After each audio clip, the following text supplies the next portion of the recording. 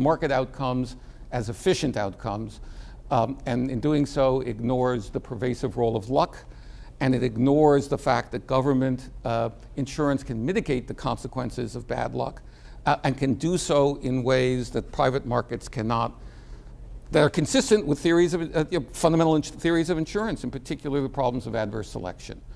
And I argue that government insurance can increase risk-taking. In a world in which kids graduate university with no debt and health care is a world in which kids can take risks and try things that they cannot. If you go to any big Wall Street law firm, it is populated by deeply unhappy young associate lawyers who are there to pay off their debt. That's a profoundly sad way of organizing our country. So finally, the book makes a lot of fun of some of the more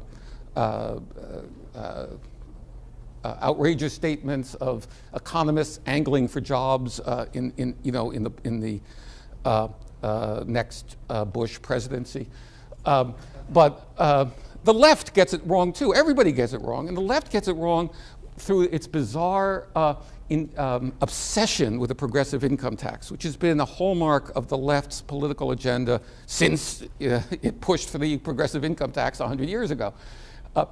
Well-designed public spending is progressive, and steeply progressive income tax rates have real economic efficiency costs, which I absolutely subscribe to, with deadweight loss. They also create enormous political resistance, because it turns out that if you want to tax the rich, there is a class of America who disagrees with this, namely the rich. And the result is political stasis.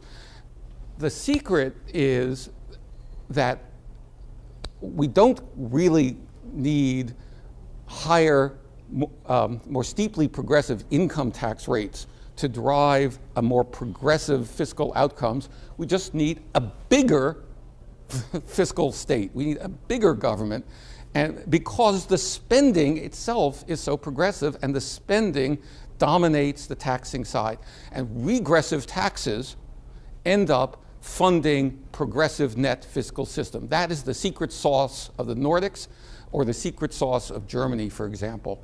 We don't have to be France. I mean, I happen to be a Francophile, but I'm not asking you all to become France. What the book asks for is that we spend 2% more of GDP than we spend today. So 10% more larger government, not 100% larger government. The book phrases everything it can in economic terms, because that is the lingua franca